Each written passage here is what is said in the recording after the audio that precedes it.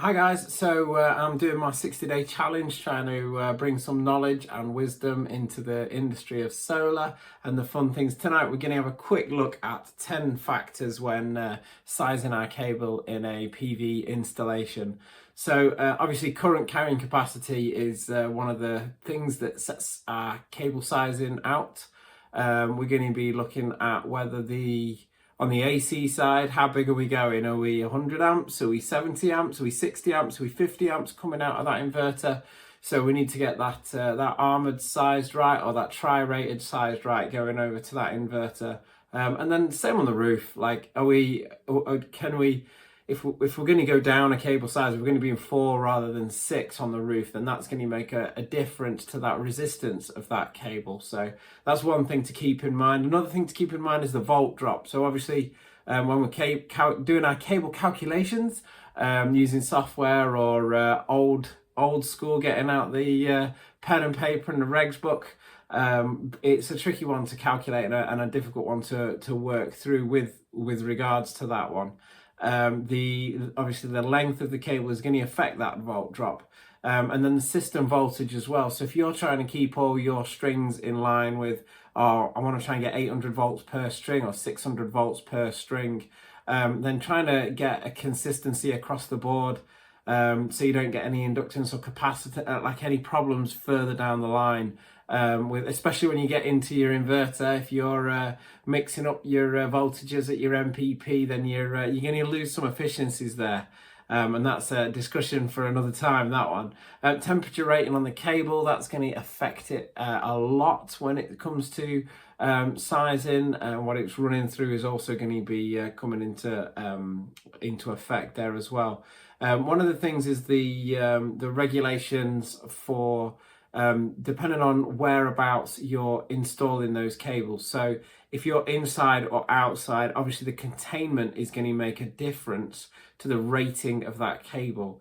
So I've seen quite a lot of installations done in conduit. I've seen quite a lot of installations done in tray and in trunking and in unistrut and all the fun and funky ways of installing cables.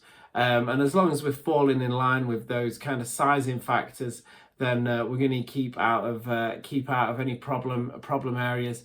I think one of the things is thermal impact on the connections is one of the things that concerns me at the moment. Is when we're inspecting stuff, when we're looking at stuff that's been installed for quite a while, there is kind of that thermal effect in the isolators where cables have been really closely sized to, I've taken it within this and then I've allowed diversity. We can do that. We can throw a diversity factor in there, but there's quite a lot of instances where that cost versus value has come into play, and whereby I'm just going to run 6 mil rather than 10.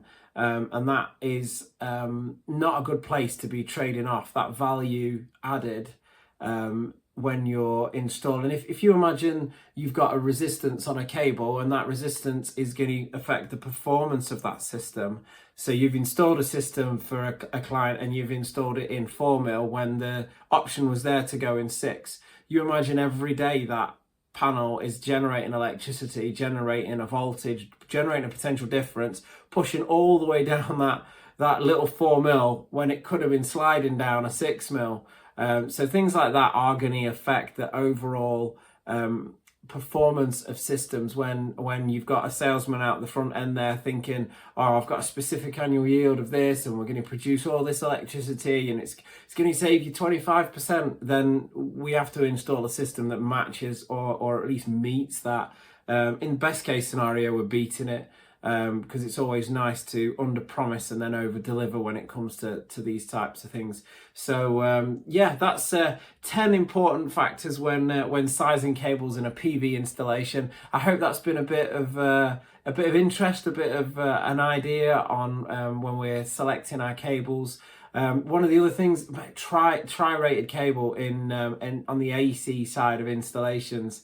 is one of the things that is really, really useful, and one of the things that we came up against. Like, it's like a double insulated, really flexible cable that's really useful when you're doing the slightly larger installations. But hey, like and share, and let me know what cables you guys are using and what cables you've come across that you shouldn't be using. I know there's loads of cables we buy and they're not flexible at all. I know sometimes as soon as that heat gets on them, they go super floppy, or the other way around, when they get outside, they get really difficult to get around the corners and stuff.